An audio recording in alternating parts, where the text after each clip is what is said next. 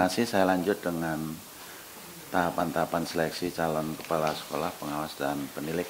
Mengalami periodisasi ada 27, untuk kepala sekolah SD sejumlah 45. Nah, yang sudah mengikuti seleksi dan CAT ini ada 421. Jadi untuk selama ini Bapak Gubernur, untuk jenjang SD, SMP, pelaksanaan seleksi itu dilakukan oleh dinas, sementara untuk jenjang SMA, SMK pada saat itu dilakukan oleh BKD, dan kita masih menggunakan daftar hasil seleksi yang dibuat oleh BKD untuk jenjang SMA, SMK.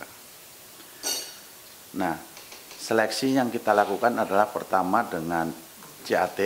Dari CAT kita gunakan dari bank soal yang kisi-kisinya kita ambil dari Kemdikbud, namun soal-soalnya dibuat oleh bidang persekolahan.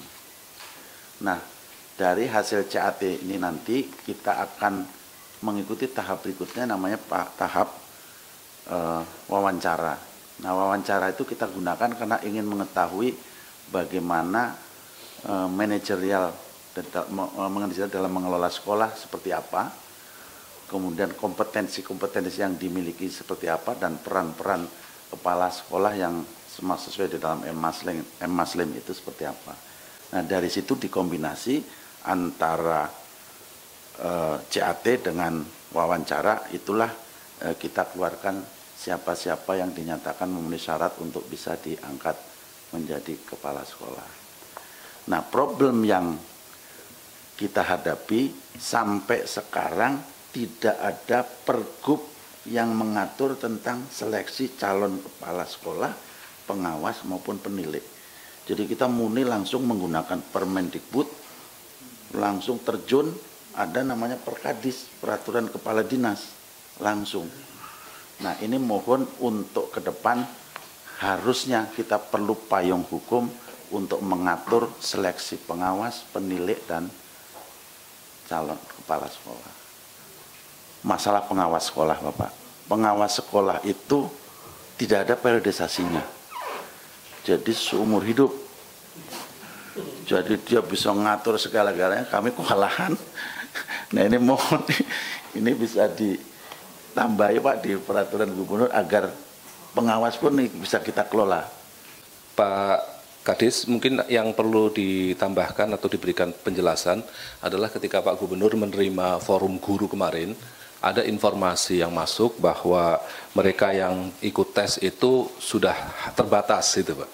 Jadi tidak diinformasikan secara terbuka dan tidak memberikan kesempatan yang sama kepada guru-guru untuk mengikuti tes. Ini mungkin yang komunikasi mungkin ya, tapi ada forum guru ketika kemarin audiensi ke Pak Gubernur menyampaikan hal itu. Ini mungkin perlu dijelaskan.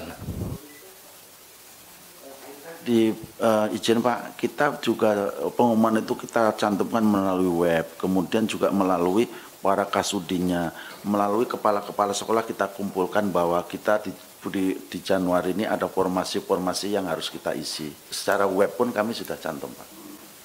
Dan dalam rapim, dengan para kasudinya, dengan para kepala sekolahnya pun kita beritahu bahwa di Januari ini akan kosong seperti ini, nanti tahapannya akan kita lakukan seperti ini. Kalau sepanjang yang saya ini sih, menurut kami sih sudah informasi sudah nyampe. Nah, saya rasa ke depan kita kampanyekan seleksi terbuka. Jadi open promotion. Nah, open promotion itu sebaiknya memang jangan disaring di sekolah, Pak. Karena kalau disaring di sekolah, ada sekolah yang memang sumber daya manusia bagusnya itu 5 orang. Lalu ada sekolah yang bagusnya 2, ada sekolah yang nggak ada gitu. Nah, tapi kalau dengan cara diwajibkan satu sekolah 1, maka tanpa kita sadari kita men-screening di tingkat itu. Jadi kita kalau saya malah melihat kita punya fasilitasnya Pak untuk mereka melakukan tes, diwajibkan.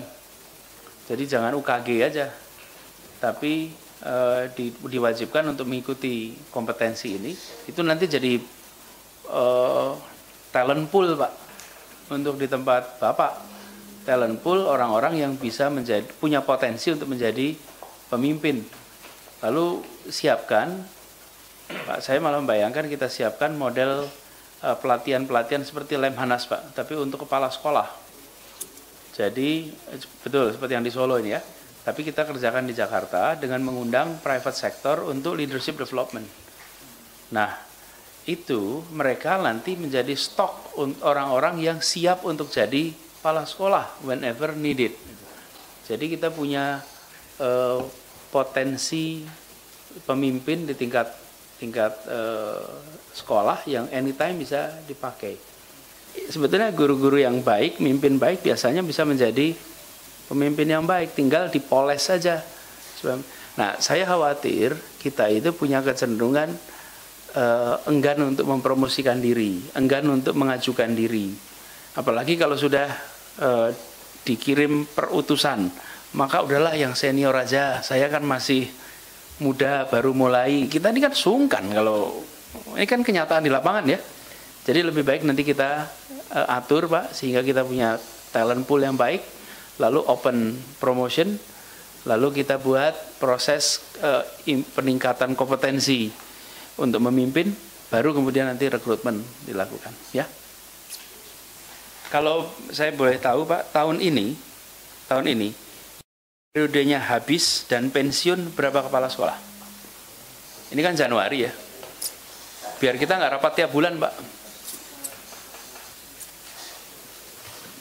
Sekitar 400-an sampai Desember. Kalau boleh dikabarkan awal, biar kemudian kita bisa nyusun strateginya. Ya, oke.